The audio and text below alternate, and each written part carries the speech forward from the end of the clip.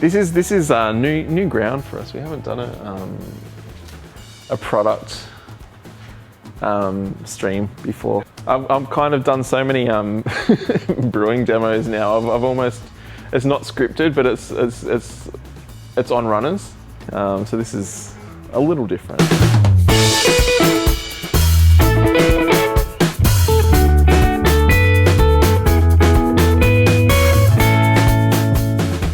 So, without any further ado, the new Braumeister. Very exciting.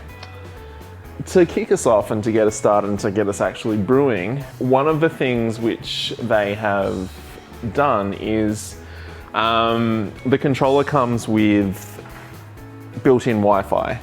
Like your phone, if you take it to a place where you've connected to the Wi-Fi before, it will automatically connect. It'll jump on the net and connect to what is called MySpiegel, which is like the sort of Braumeister uses sort of, how would you describe it? Yeah, it's like an online community. Yeah, you can kind of, like everybody who sort of is a part of the broader Braumeister community can sort of throw recipes on the website, they can share recipes, you can save recipes in your kind of little profile.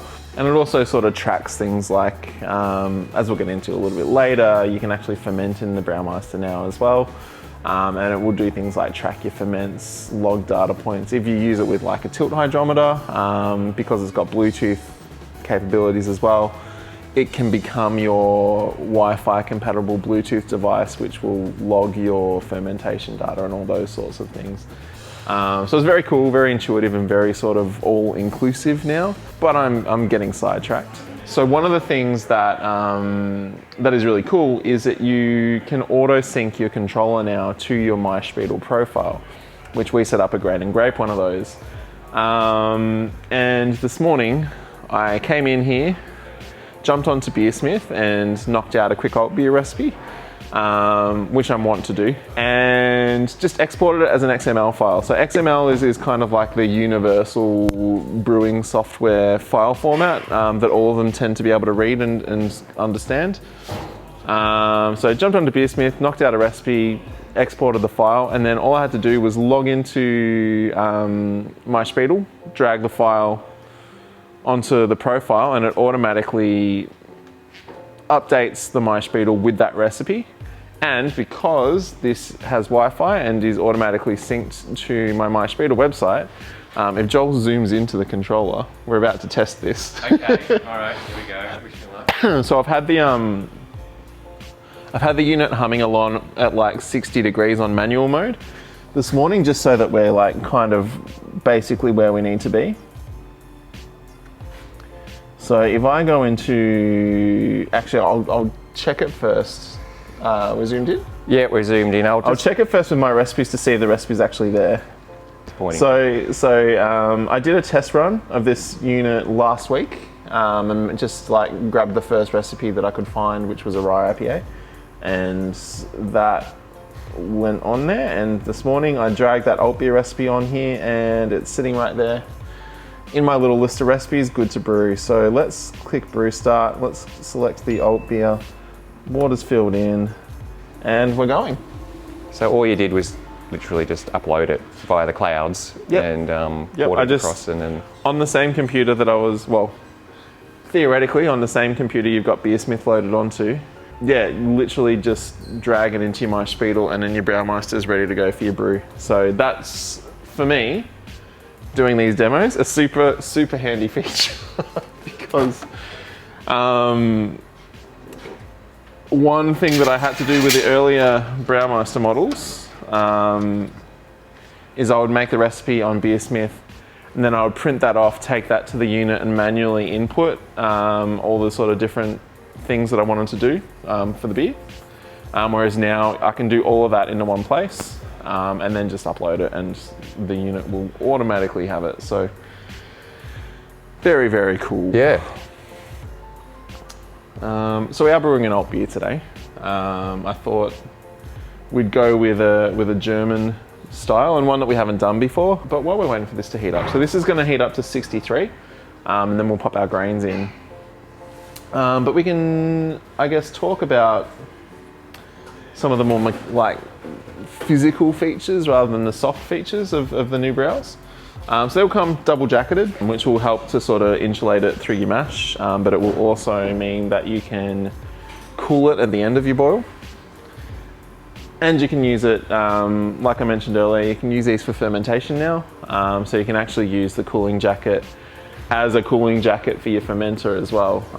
And you can use like there's the Garmeisters you can buy, which there's a port in the back of the controller for it. And that will, based on your fermentation, control your heating and cooling and do all those things, which is very awesome. So the temp probe. In the previous iterations, the temperature probe was like a little bump at the bottom of your Braumeister that sort of popped up from the base. And that was what was reading your temperature settings. They've actually changed it now so that the center tie rod, which is what you kind of thread your malt pipe and your filters onto and kind of screw down your crossbar to hold your filters in place. They've got the sensor inside the tie rod now, and it goes up a decent way into it. So it's measuring the temperature from right in the middle of your mash basically, and from a decent sample size of your mash as well. So you're not getting like this little bit at the bottom of your right next to the element. Exactly. Yep. I was going to say. Which can. That was still super accurate. Yeah. This is just going to make it a lot more accurate. You're really measuring the mash itself, independent of the elements, which are far enough away from that center tie rod that it's not going to interfere with readings and things like that, which is very cool. The center tie rod, which I don't like, a lot of you guys might not have seen it. But it has a bunch of markings on it, which those are actually labeled now. So you've got like your 15, 20, 25 litre marks labeled as such. And while this is heating up as well, I'll show you the malt pipe. I'm not used to these like product demo streams. I might get through all the features in the first 5 minutes potentially. I'll try not to. So it's got an extra set of lugs now, which is really cool if you're doing the Lodo thing. So you can have it on the lower set of lugs and still have the malt pipe submerged under the liquid while you're sparging, which just helps to eliminate unnecessary oxygen intake. Yeah, right. Through your mash. So you're not getting any splashing. When you're initially getting that drain, that first sort of amount of water come through, it's not splashing around. It's such a simple little thing to put on there. Yeah. But like so effective. And I'm trying to think what other physical features there are. It's got, I mean, the old one, the old Plus had the drainage. So you got that extra drain valve on the back, on the bottom. So that's there again. A lot of the features are with the controller. Yes, right. Yeah. So a lot of work. They put a lot of work into upgrading or updating the tech in the controller, the software, and the controller itself. Yeah. Which I'm sure you'll get to. Absolutely. Yeah. I'll definitely once we're in the mash, I'll play around, because one of the things you can do, which you could sort of do with the last ones, definitely couldn't with the older ones, is make adjustments to temperatures and timings and things on the fly throughout your program. Yes. Really easily.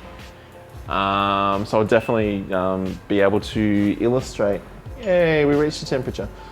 I will definitely be able to illustrate the ease with which some of those things go. But it's asking me to pour in my malt. Right. So get a shot of that. So it's actually telling me what malts I'm pouring in as well, which is pretty cool. So we'll just grab the malt. I'll grab some scissors from over here though. So for anyone watching at home, of course, today is a bit, as Ben said, of a different video. We're doing a product demonstration of the new Braumeister. So if anyone has any questions regarding the machine, are there any owners out there? We've had a couple of people buy the new ones since we got them in, which is cool. Maybe using one of the older models and considering an upgrade, or maybe you're just curious. Feel free to pop some questions in the chat and we will answer them. It's a bit hard. If you have been considering an upgrade, like this is a good one to upgrade to because there are so many new features and so much like more awesome stuff that hasn't been in the previous versions. We do have a couple of questions. Yeah. So Tim's asking, does it come in 65 or 70 litres?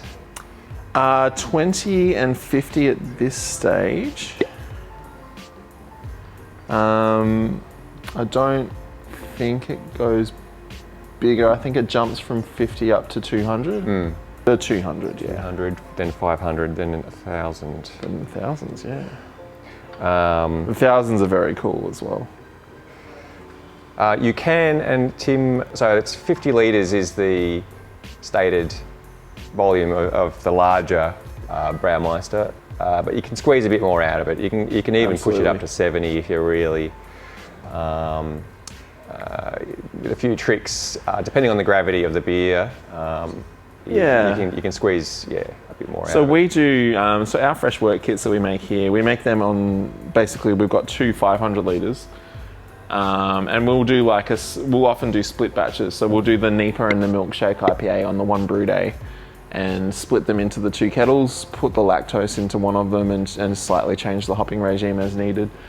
But we knock out a lot of wort with that.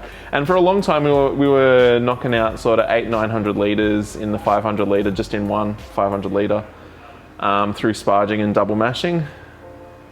And that worked quite well as well. So you can definitely achieve it. If you've seen any of my Braumeister demos before, you know I like to push the limits of things. And I'll regularly squeeze 7 or 8 kilos of grain into a malt pipe that's supposed to max out at 6. And with a bit of encouragement, they can definitely manage it. These ones in particular, the new models, so another one of the physical features I forgot to mention is the new pumps. Got a control on the pump now, which basically means that you can turn the intensity of the pump up or down. There's a little knob. So if you have a quite full malt pipe, like I like to do sometimes, sometimes the pump can sort of struggle a little bit to push the wort through. You can crank up the pump and get it through a little bit more. Or alternatively, which I kind of do a bit today, I've got just around 4.5 kilos of grain in here, which is a little bit less than the Braumeister prefers. Sometimes it can get a little bit boisterous with the wort kind of choosing to fountain or to do things like that. So you can actually turn the pump down as well. If you've got a lower malt load in your malt pipe. So yeah, options, lots of options. A nice little flow there. So I'm going to stick the lid on. While we're here, let's jump into the controller and kind of have a bit of a play with a few different things. So this is the actual controller itself. We are putting out a unboxing video, which is going to go into a lot of detail. We do, yeah. Go through basically the whole controller and all the different settings and features.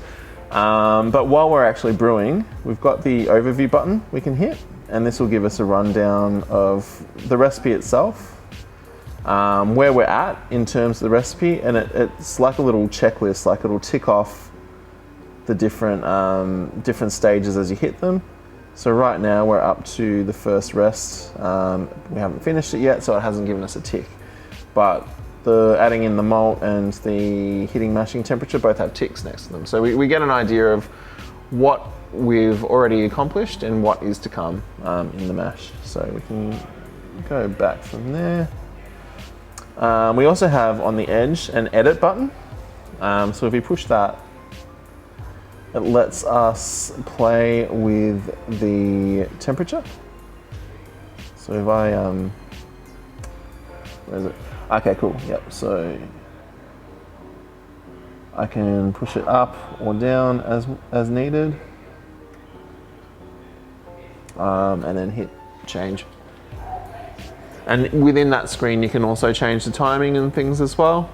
So I remember the very first, or it might not have even been the very first, but when I first started working here about sort of 8 years ago, the controllers that they had at the time, once you were in your mashing program, you were in your mashing program. If you wanted to change things, you had to get out of that mashing program, edit it, and then get back into it.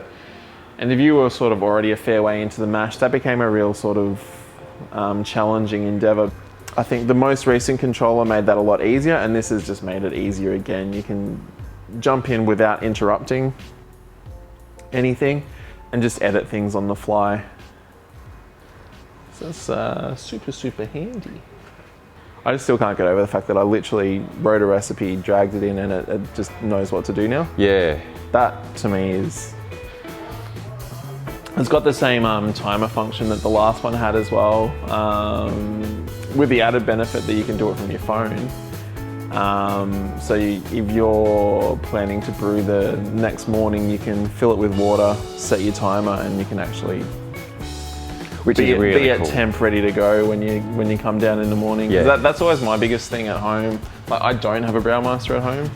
I do get to brew with one at least once a month though here, which is one of the perks of working in a place like this. But it's not the brewing itself that's hard to kind of get psyched for. It's the getting everything set up, getting the pot full of water and all those, like that kind of early prep stuff. And because it takes so long to come to temp and all the rest of it, and you're juggling a few different things, and because I have 3 kids and a whole bunch of other responsibilities, it tends to happen that I don't actually get the grain in the water until mid-afternoon. Yeah. Whereas if I had my water sitting at temp, ready to go when I got out of bed in the morning, I could go in, dump the grains in, and then go and have breakfast or whatever else, and it'd just be so much easier. This is a very handy feature.